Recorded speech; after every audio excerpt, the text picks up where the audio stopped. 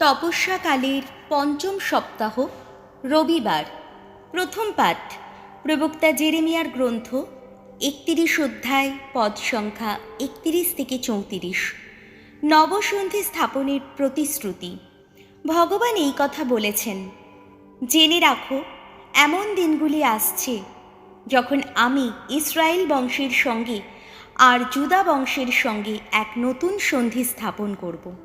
আমি যেদিন তাদের পিতৃপুরুষদের হাত ধরে মিশর দেশ থেকে তাদের উদ্ধার করে এনেছিলাম, সেদিন তাদের সঙ্গে যে সন্ধি স্থাপন করেছিলাম, এ তেমন সন্ধি নয়। তারা তো আমার সেই সন্ধি ভেঙে ফেলল, যদিও আমি ছিলাম তাদের জীবন স্বামী। এ কথা শোনাচ্ছেন স্বয়ং ভগবান। কিন্তু সেই সমস্ত দিনের পর আমি ইসরায়েল বংশের সঙ্গে এবার এই সন্ধি স্থাপন করব। এ কথা শোনাচ্ছেন স্বয়ং ভগবান। আমার বিধান আমি তাদের প্রাণের গভীরে রেখে দেব, তাদের হৃদয়ে তা লিখে রাখব।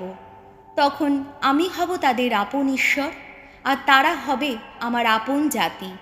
তখন প্রত্যেককে নিজের ভাই বা প্রতিবেশীকে আর শিক্ষা দিয়ে বলতে হবে না, ভগবানকে জানতে শেখো। দীনতম থেকে মহত্তম পর্যন্ত তারা তো সকলেই জানবে আমায়। এ কথা শোনাচ্ছেন স্বয়ং ভগবান। আমি তো তাদের সেই অপরাধ ক্ষমাই করব, কোনো দিনও আর মনে আনব না তাদের সেই পাপের কথা। প্রভুর বাণী। শাম সঙ্গীত ধুয়ো। ওগো পরমেশ্বর, আমার মধ্যে রচনা করো নির্মল অন্তর। আমার প্রতি সদয় হও, ওগো ঈশ্বর, তুমি তো করুণাময়। মুছেই ফেলো আমার সকল দোষ, তোমার কৃপা তো অসীম। ওগো, আমার সেই অপরাধ নিঃশেষে ধুয়েই ফেলো, মোচন করো আমার সেই পাপের কালিমা। ধুয়ো। ওগো পরমেশ্বর, আমার মধ্যে রচনা করো নির্মল অন্তর।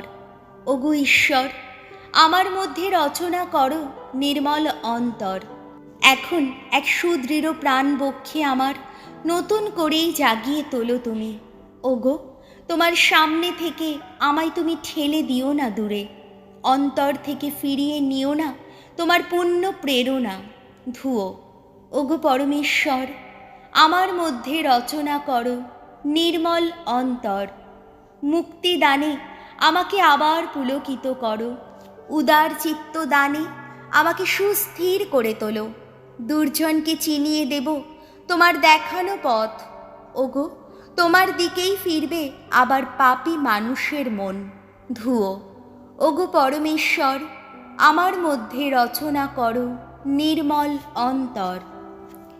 দ্বিতীয় পাঠ হিব্রুদের কাছে ধর্মপত্র 5 অধ্যায়, পদ সংখ্যা 7 থেকে 9।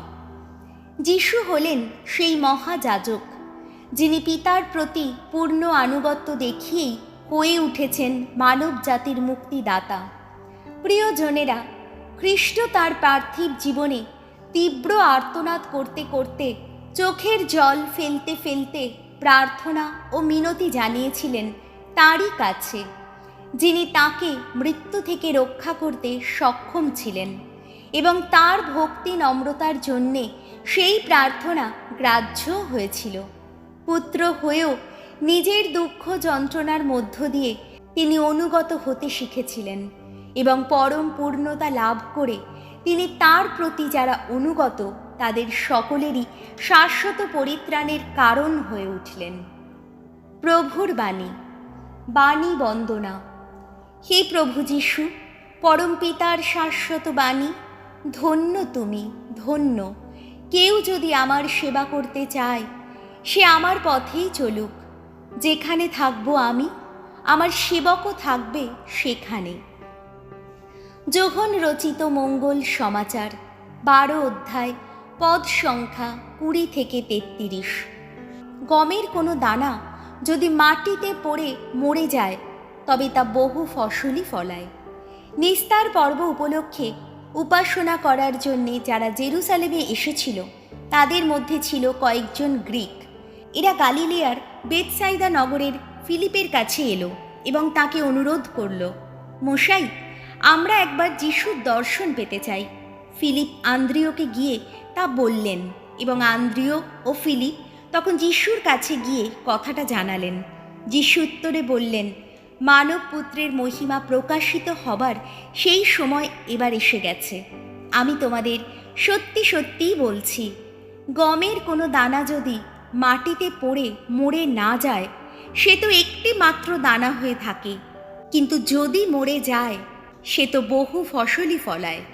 যে নিজের জীবনের মায়া করে সে তা হারিয়েই ফেলে। এদিকে এই জগতে যে নিজের জীবন তুচ্ছ করে, শেষে সে কিন্তু শাশ্বত জীবনের জন্যে তা বাঁচিয়েই রাখবে। কেউ যদি আমার সেবা করতে চায় তবে সে আমার পথেই চলুক, তাহলে আমি যেখানে থাকব আমার সেবকও সেখানে থাকতে পাবে। কেউ যদি আমার সেবা করে তবে আমার পিতা তাকে সম্মানিত করবেন। আমার মনটা এখন বড় অস্থির, কী বা বলবো আমি। পিতা, এই সময়টির হাত থেকে আমাকে রক্ষা করো, এই কথা বলবো কি? কিন্তু আমি যে এর জন্যেই এই সময় পর্যন্ত এসেছি। পিতা, তুমি বরং তোমার নামের মহিমা প্রকাশ করো। তখন স্বর্গ থেকে ধ্বনিত হলো একটি কণ্ঠস্বর, সে মহিমা তো আগেও প্রকাশ করেছি, আবার তা প্রকাশ করব। সেখানে উপস্থিত লোকেরা সেই কণ্ঠস্বর শুনে বলল, বাজ পড়ার শব্দ হলো। অন্যেরা বলল, কোনো স্বর্গদূত ওকে কিছু বললেন। কিন্তু যিশু তখন বললেন, আমার জন্যে নয়, তোমাদেরই জন্যে এই কণ্ঠস্বর ধ্বনিত হলো। এখনই তো সংসারের বিচারের সময়। হ্যাঁ, এখনই সংসারের সেই অধিপতিকে উৎখাত করা হবে। তবে আমাকে যখন মাটি থেকে উচ্চে তোলা হবে, তখন আমি কিন্তু সকলকেই আমার কাছে টেনে আনব। তিনি যে কিভাবে মারা যাবেন এই কথা বলে তিনি তারই ইঙ্গিত দিলেন। প্রভু যিশুর মঙ্গল সমাচার।